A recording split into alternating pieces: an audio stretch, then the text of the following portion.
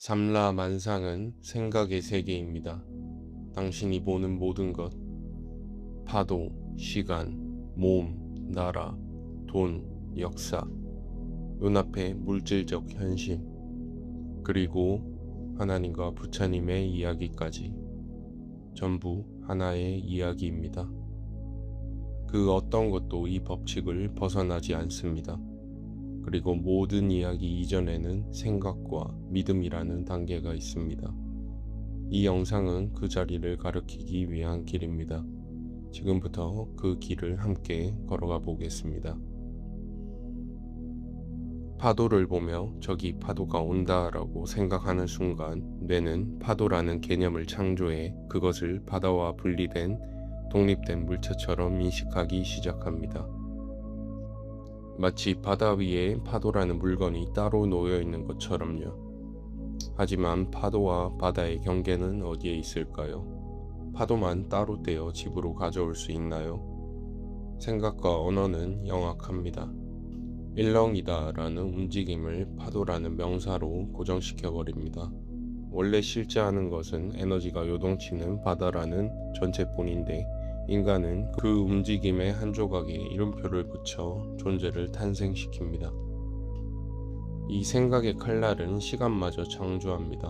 어제를 회상하고 내일을 걱정하지만 과거라는 것이 실제 존재하나요? 아니면 지금 이 순간 머릿속에 떠오르는 이미지일 뿐인가요?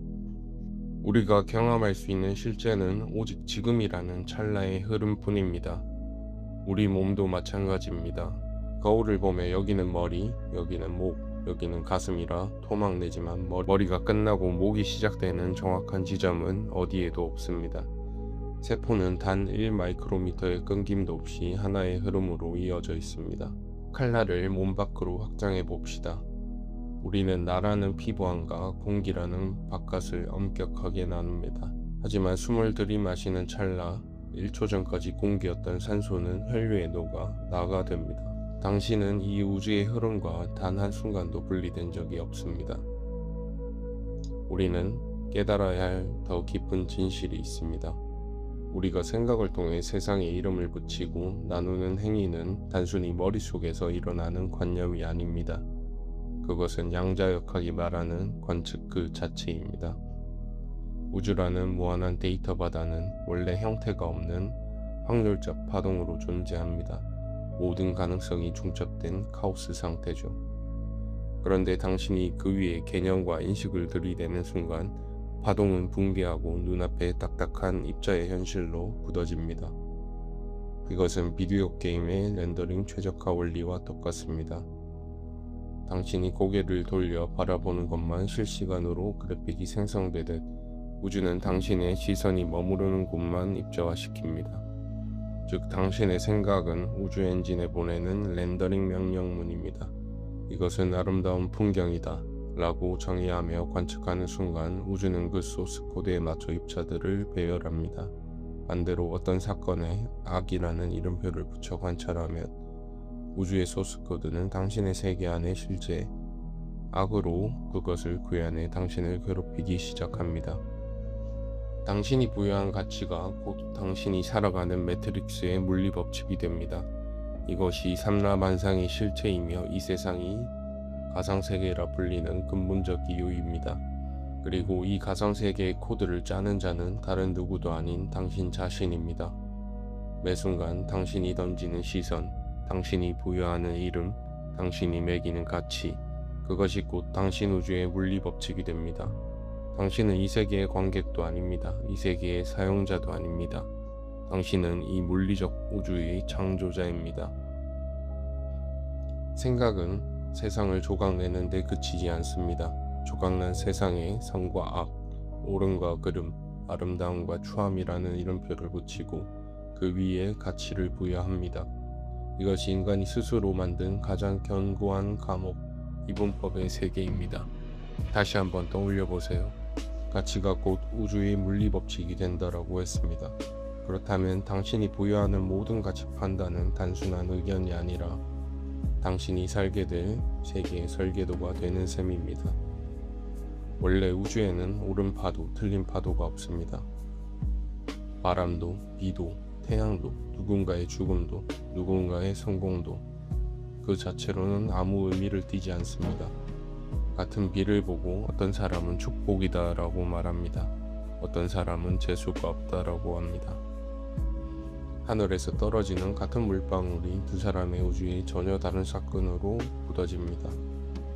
당신이 어떤 것에 가치를 부여하는 순간 그 반대편은 자동으로 무가치라는 어둠 속에 잠깁니다.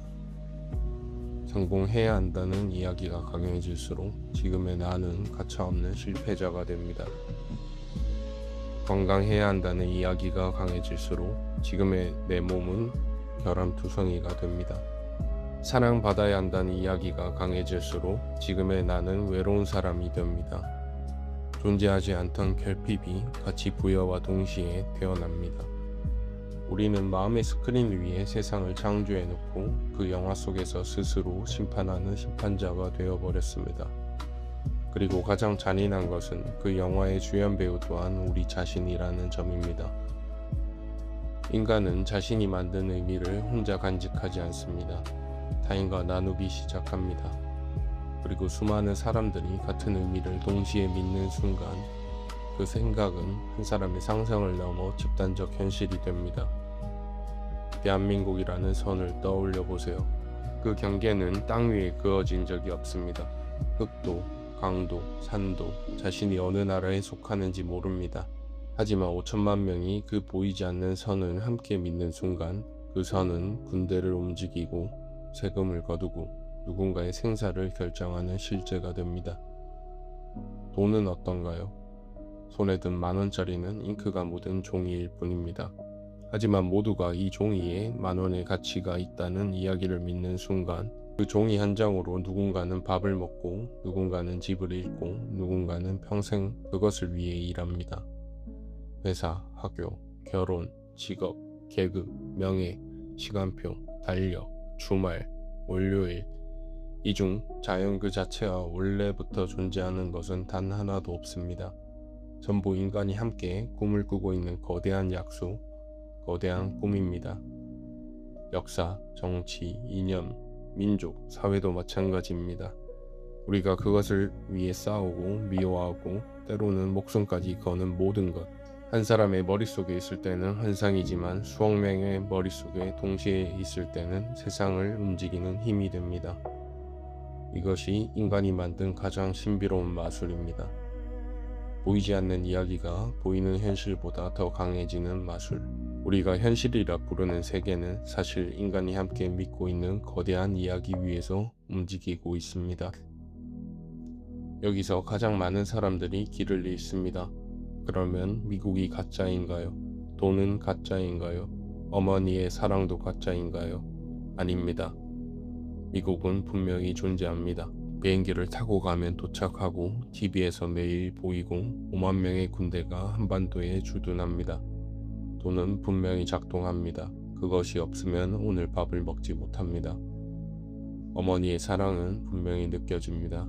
그것은 세상에서 가장 따뜻한 실제입니다. 그러나 동시에 그 어떤 것도 우주 그 자체에 고정된 채로 박혀있지 않습니다. 꿈속에서 호랑이에게 쫓길 때 심장은 뜁니다. 식은땀도 진짜 흐릅니다. 하지만 깨어나는 순간 호랑이는 한 번도 존재한 적이 없습니다. 그렇다면 호랑이는 진짜였나요? 가짜였나요? 정답은 둘 다입니다. 꿈 안에서는 완전한 진실이었고 꿈 밖에서는 한순간도 실제한 적 없는 환영이었습니다. 우리가 살아가는 이 세상도 마찬가지입니다. 미국도, 역사도, 돈도, 하나님의 이야기도, 부처님의 가르침도 이 거대한 의식의 꿈 안에는 분명히 진실입니다. 그것을 부정하는 것은 어리석은 일입니다. 다만 우리가 알아야 할 것은 그 진실이 어떤 차원의 진실인가 하는 점입니다. 그것은 절대의 진실이 아니라 꿈의 진실입니다. 영화 안의 진실, 게임 안의 진실, 의식의 스크린 위에 펼쳐진 진실입니다. 이것을 이해하는 순간 신기한 일이 벌어집니다. 당신은 더 이상 그 진실을 부정할 필요도 두려워할 필요도 없게 됩니다. 그저 그 진실이 어떤 자리에서 일어나고 있는지를 아는 자가 됩니다. 저는 어릴 적 손금, 관상, 사주팔자에 빠져 있었습니다. 수천 년간 축적된 데이터가 제 운명을 알려줄 것이라 믿었기 때문입니다. 그런데 그 믿음이 강해지는 순간 저는 절망에 빠졌습니다. 손금과 관상이 보여주는 제 모습은 알렉산더 대왕과 같은 위대한 인물과는 거리가 멀어 보였기 때문입니다. 그 후 저는 매사에 자신감을 잃었고 제가 바라던 모습에서 점점 더 멀어졌습니다. 손금이 저를 가둔 것이 아니었습니다. 나는 위대한 사람이 될 수 없다는 저의 믿음이 저를 가두고 있었습니다. 그리고 그 믿음은 현실보다 더 강한 힘으로 저를 움직였습니다. 마음 공부를 계속하며 손금과 관상이 세상의 무수한 이야기 중 하나일 뿐임을 이해하는 순간 저는 비로소 자유로워질 수 있었습니다. 처음부터 손금과 관상을 믿지 않는 분들에게는 이 이야기가 우습게 들릴 수도 있습니다. 하지만 핵심은 손금이 진짜냐 아니냐가 아닙니다. 인간은 자신이 믿는 이야기를 통해 현실을 경험한다는 사실. 이것이 핵심입니다. 이제 가장 어려운 질문에 도착했습니다. 이 법칙에서 벗어나는 이야기가 단 하나라도 있을까요? 기독교, 가톨릭, 이슬람, 힌두교, 각 민족의 전통 종교, 한 나라의 역사, 세계사, 보수, 진보, 트럼프, 시진핑, 외계인, 채널링, 영성, 삼라만상이 모두 하나의 이야기입니다. 성경은 이 법칙에서 예외일까요? 부처님의 가르침은 예외일까요? 이 질문은 성경이나 불경이 거짓이라는 뜻이 아닙니다. 오히려 그 반대입니다. 어떤 이에게 성경은 신의 말씀이고 어떤 이에게는 삶의 철학이며 어떤 이에게는 인간이 만든 신화입니다. 부처님의 이야기도 마찬가지입니다. 누군가에게는 절대적 진리이고 누군가에게는 명상 안내서이며 누군가에게는 동양 철학의 한 갈래입니다. 내용 자체가 무엇이냐보다 중요한 것은 인간이 그 이야기를 통해 자신의 세계를 구성하고 있다는 사실입니다. 이 말이 두렵게 들릴 수도 있습니다. 인간은 자신이 믿는 세계를 통해 자신의 존재를 유지하기 때문입니다. 나는 어느 나라의 국민인지, 어떤 종교를 믿는지, 어떤 정치적 입장을 가졌는지, 이 모든 것이 단순한 정보가 아니라 나를 구성하는 일부입니다. 그래서 이 믿음이 흔들릴 때 우리는 자기 자신이 공격받는다는 듯한 공포를 느낍니다. 하지만 오해하지 마세요. 이야기를 없애자는 말이 아닙니다. 인간은 이야기 없이 살 수 없습니다. 언어도, 역사도, 돈도, 국가도, 심지어 나는 누구인가 라는 생각조차 하나의 이야기입니다. 문제는 이야기 자체가 아닙니다. 문제는 그 이야기가 절대적 진실이라고 믿는 순간입니다. 그 순간 우리는 현실보다 자신의 믿음을 지키기 시작합니다. 그리고 충돌하는 모든 것을 두려워하고 배척하게 됩니다. 같은 실패를 겪어도 누군가는 배움이라 하고 누군가는 인생이 끝났다라고 합니다. 사건 자체가 아니라 사건에 부여한 의미가 인간의 세계를 창조합니다. 그렇다면 모든 이야기 이전에는 무엇이 있을까요? 생각이 일어나기 전, 의미가 붙기 전, 나라는 이름표조차 없는 자리. 거기에서는 파도와 바다가 나뉘지 않습니다. 파동이 입자로 굽기 전 가능성의 바다가 그대로 출렁입니다. 하나님과 부처님도 이야기로 굽기 전에 무엇으로 머무릅니다. 산과 악, 옳음과 그름, 성공과 실패가 떠오르기 이전입니다. 영상 앞부분에서 당신은 보았습니다. 당신의 시선과 가치가 당신이 살아가는 물리적 우주를 빚어낸다는 것을. 이제는 한 걸음 더 나아갑니다.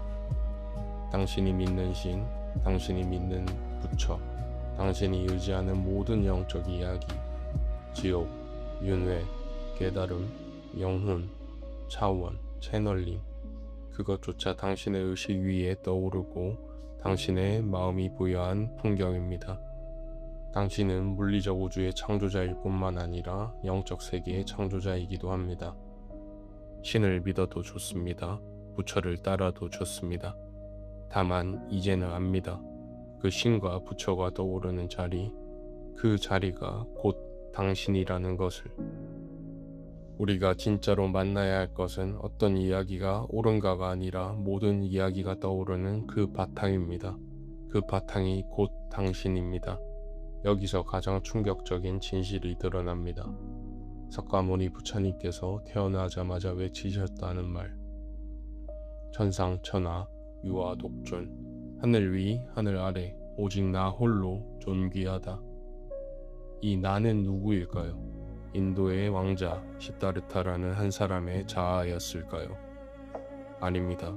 그 모든 이야기가 떠오르는 그 바탕, 파동과 입자로 굳기 전에 그 자리, 파동이 입자로 굳히기 전에 그 자리, 지금 이 순간 당신이 알아차리고 있는 바로 그 의식, 그것을 가리키는 선언이었습니다. 예수님께서 말씀하셨습니다. 나와 아버지는 하나이니라. 하나님의 나라에 너희가 있느니라. 이 나 역시 누구일까요? 나사렛의 청년이라는 한 사람의 자아였을까요? 아닙니다. 그분 또한 같은 자리에서 같은 진실을 가리키고 있었습니다. 깊이 들어가 보면 보입니다. 부처는 한 사람의 이름이 아니라 깨어난 자리의 이름입니다. 그리스도는 한 사람의 이름이 아니라 신성이 드러난 자리의 이름입니다. 그리고 그 자리는 지금 이 순간 다른 어디도 아닌 이 영상을 보고 있는 당신 안에서 똑같이 빛나고 있습니다. 삼라만상의 창조자가 당신이라면, 이야기가 떠오르는 바탕이 당신이라면, 모든 이야기가 펼쳐지는 무한한 스크린이 당신이라면, 그렇다면 당신은 곧 부처이며 당신은 곧 그리스도입니다. 이것은 오만이 아닙니다. 이것은 신성모독이 아닙니다. 이것은 2500년 전 보리수 아래서 2000년 전 십자가 위에서 부처와 예수가 한결같이 가르쳐 보았던 바로 그 진실입니다. 그들은 자신을 숭배하라고 한 적이 없습니다. 그들은 자신이 본 것을 너희도 보라고 했습니다. 이 자리를 알아차리는 순간 이야기는 사라지지 않습니다. 다만 이야기에 끌려다니지 않게 됩니다. 여전히 한국인으로 살고, 여전히 돈을 쓰고, 여전히 사랑하고, 여전히 슬퍼하지만 그것이 절대가 아님을 압니다. 이야기는 이야기로 즐기고 그 이전의 자리에서 숨을 쉴 수 있게 됩니다. 당신은 이야기 속 인물이 아닙니다. 당신은 모든 이야기가 펼쳐지는 무한한 스크린 그 자체입니다. 당신은 부처가 깨어난 그 자리이며 당신은 그리스도가 머문 그 자리입니다. 이것이 인간이 누릴 수 있는 가장 깊은 자유입니다. 감사합니다.